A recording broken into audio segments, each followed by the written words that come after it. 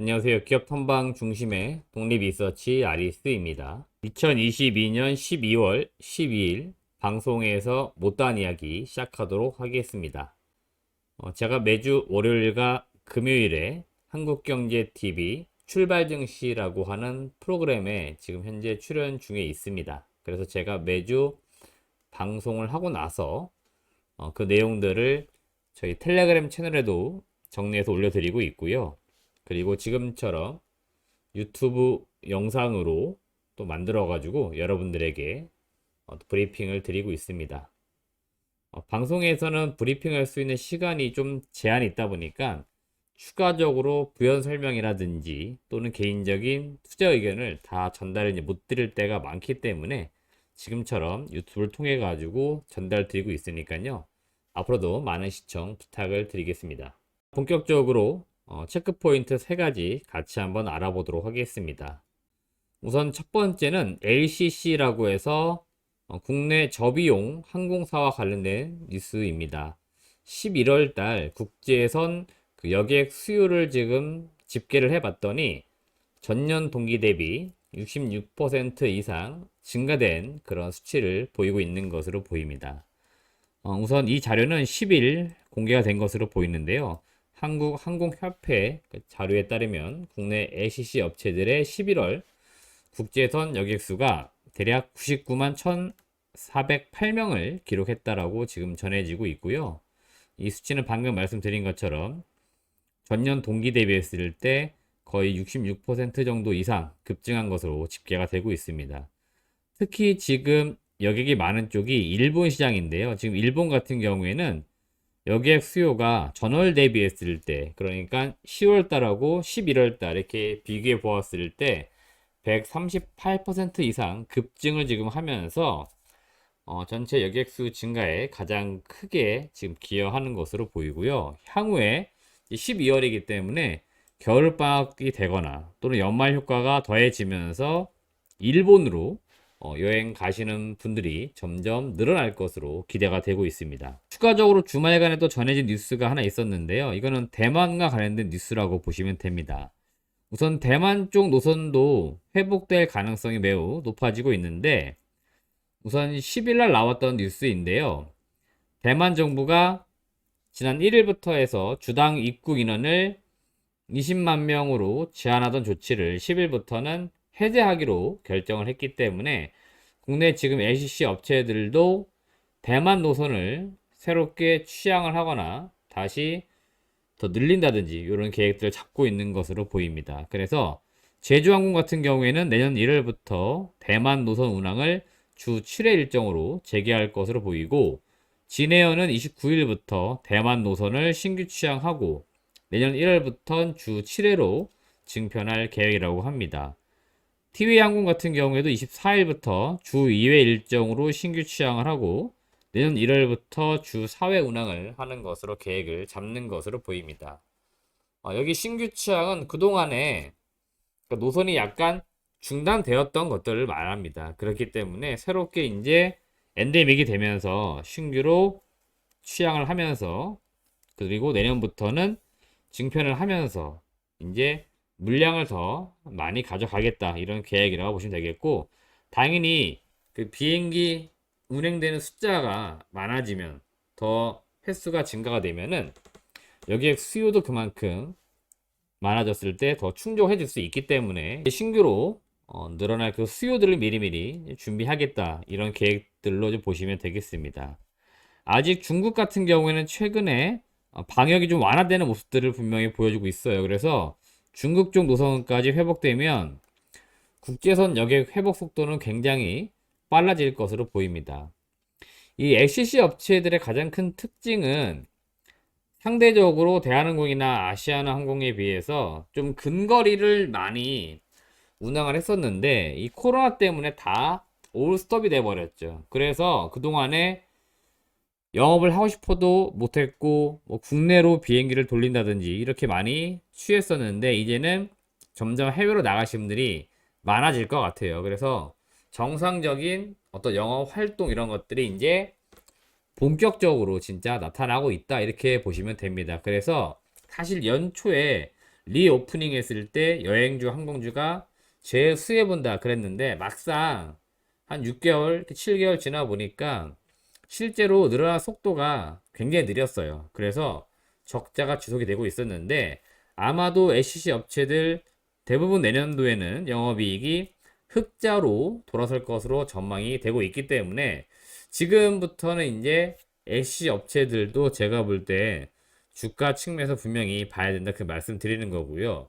이미 바닥에서 한 3, 40% 정도 꽤나 올라왔습니다. 그럼에도 불구하고 지금부터 이제 바닥을 탈피해서 추세를 만드는 과정이라고 확인이 지금 되고 있고, 이거는 주가도 확인해 준 거고 지금 데이터상으로 여객 수요도 확인이 되고 있기 때문에 매달 매달 여객 수요가 많아지는 만큼 이 기업들에 대한 실적 기대감도 같이 나올 수밖에 없다.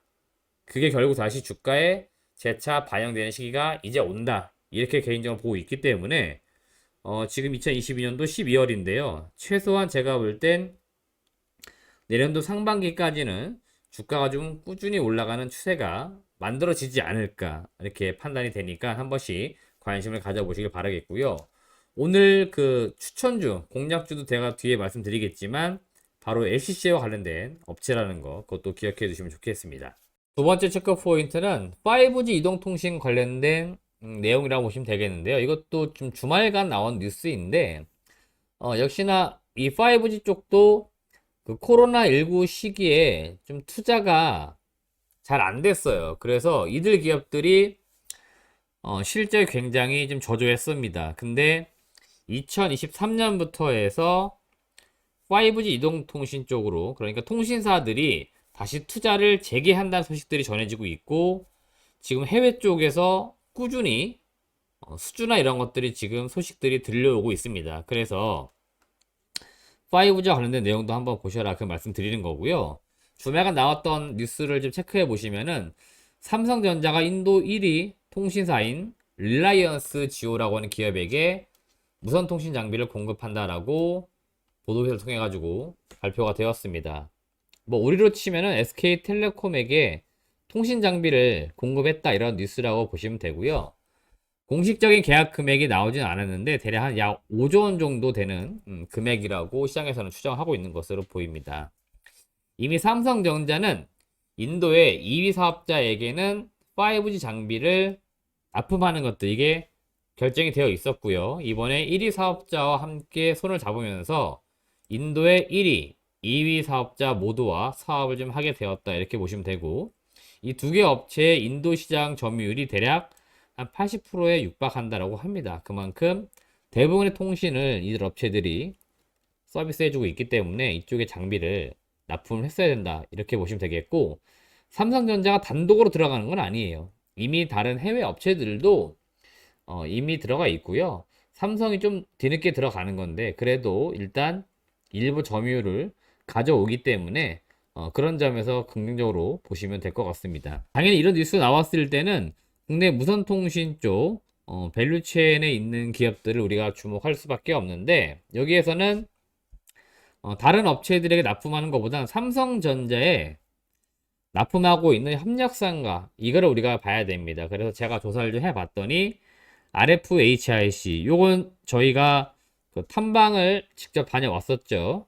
그 11월 실적 발표되기 전에 다녀왔었기 때문에 그때도 제가 이런 내용들 분명히 말씀드렸었고 3분기 실적이 나온 이후에 볼 필요 있다 그 말씀 드렸는데 최근에 주가가 굉장히 좀 잘 가고 있습니다. 그리고 오이솔루션, 솔리드 이런 기업들도 다 삼성전자를 통해 가지고 통신사 쪽에 제품을 납품하는 형태를 가지고 있기 때문에 이들 기업들 중심으로 한번 볼 필요는 있겠다 그런 의견을 드리도록 하겠습니다. 시간의 특징주인데요. 역시나 5G 관련된 기업들이 눈에 띄고 있습니다. 기가레인이 RF 통신 부품을 공급하는 업체인데 삼성 쪽에 5G 투자 이 소식도 있었고 중동 등 최근에 뭐 네옴시티부터 해가지고 꾸준히 해외에서 5G 관련된 통신 쪽 투자 이야기 나오고 있어요. 연속선상에 있는 것 같습니다. 그래서 글로벌적으로 지금 이 이동통신의 어떤 세대 전환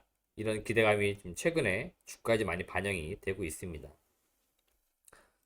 두 번째는 QSI라고 하는 기업이고요. 이 회사 역시 12월 8일에 장중 27% 정도 이상 급등했다가 또 빠졌다가 하는 모습을 보여주고 있어요. 그래서 장중 그리고 장이 끝난 이후 시간 외에서 변동성을 보이는 종목 중에 하나다라고 보시면 됩니다. 뉴스가 지금 나온 거는 QSI가 일본의 통신사 NTT 도코모라고 있습니다. 이 회사하고 공동 연구를 진행을 했는데 이제 5G 넘어가지고 6G, 6세대 차세대 이동통신 시스템에 적용 가능한 극 초고주파 이 특성을 가지는 차세대 반도체 전자 소재를 개발했다는 소식이 전해지다 보니까 이 뉴스와 함께 주가가 크게 올랐다가 또 차익실로 나왔다가 하는 것이 반복이 되고 있다 이렇게 보시면 됩니다. 세 번째는 아우딘 퓨처스인데요. 정규 시장에서 18% 정도 올랐었고 금요일 시장에서 시간 외에서 4.5 정도 추가로 올랐는데요. 이 회사는 화장품 ODM 업체이고 자사 브랜드도 일부 가지고 있는데 최근에 중국 소비주들이 중국 시장의 어떤 봉쇄 완화 이런 기대감들과 함께 좀 오르는 그런 측면이 있습니다. 수급이 많이 들어간 측면이 있는데 이 회사는 4년째 적자 기업으로 연말 넘기면 좀 관리 종목 지정이라든지 이런 것들이 좀 우려가 됩니다. 물론 제가 방송 중에 그 코스닥 상장 규정이 좀 변경됐다 이런 소식 전해드렸는데 관리 종목으로까지 지정은 안 될 수 있습니다만은 지금 실적 자체가 썩 좋지가 않기 때문에 투자 주의는 좀 필요하다 이런 말씀 좀 드리도록 하겠습니다. 오늘 공략주는 제주항공 말씀을 드렸습니다. 앞서 말씀드린 것처럼 2023년도에 LCC 업체들 대부분 턴어라운드 예상되고 있는데 제주항공이 가장 먼저 실적이 턴어라운드 할 것으로 보입니다.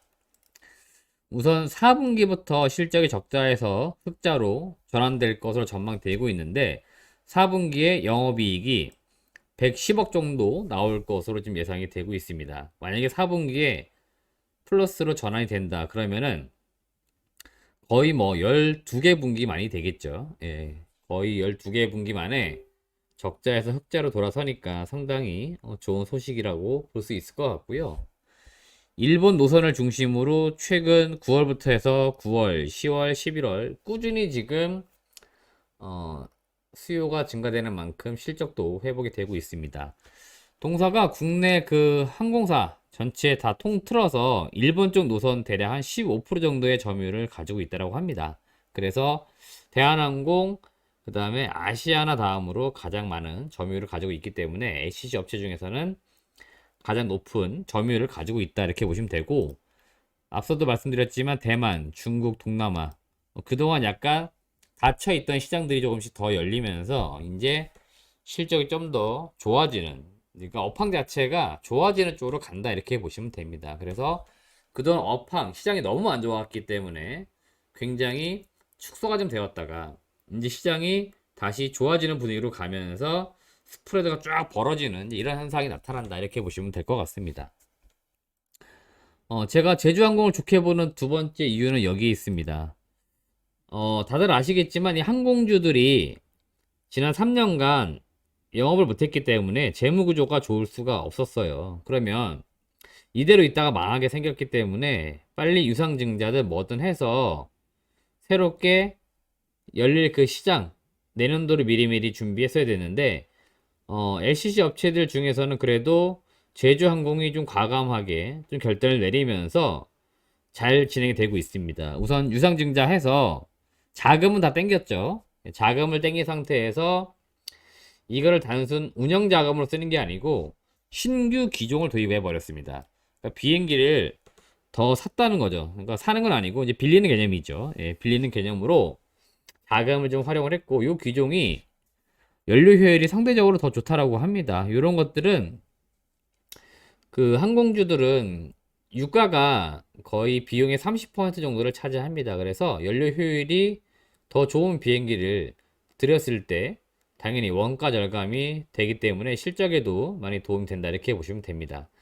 여러분들 그 자동차 같은 경우에 연비 좋은 차가 한 달 기름값이 덜 나가듯이 비행기도 똑같습니다. 연비가 좋은 비행기가 원가 절감이 더 잘 되니까 그런 차원에서 좀 더 좋은 비행기를 드렸고 요 비행기를 또 새롭게 들였을 땐 이유가 있었습니다. 항속 거리가 기존 거에 비해 좀 더 길어요. 그래서 그동안에는 이 LCC 업체들 대부분 다 좀 근거리 노선을 많이 갔는데, 이제 장거리 노선까지도 뭔가 좀 시도해 보려는 노력들이 지금 나오는 거죠. 그래서 제주항공이 나름 LCC 업체들 중에서는 1등이라고 하지만 대한항공에 비해서는 한참 못 미치니까 이제 좀 더 시장 캐파를 좀 늘려가려고 하는 모습을 지금 보이는 겁니다. 따라서 이러한 것들이 향후에 어떻게 실적에 또 반영이 될지, 잘 될지 또 잘못될지, 이런 것들 한 번씩 우리가 주주로서 또 투자자로서 좀 관심을 좀 가져보시길 바라겠습니다. 네, 이상으로 12월 12일자 방송에서 못다한 이야기 추가적으로 설명을 좀 드렸고요. 앞으로도 제가 방송에서 못다한 이야기를 필두로 해서 네, 좋은 기업들 발굴한 노력 계속 진행을 하고 있습니다. 그래서 여러분들에게 좀 투자의 정보가 될 수 있는 개별 종목, 뭐 개별 섹터 또는 뭐 주요 공시 내용들, 네, 여러 가지가 있다라고 했을 경우에 이제 그런 것들을 계속적으로 좀 많이 전달을 좀 드릴 수 있도록 하겠습니다. 네, 시청해주신 여러분 고맙습니다.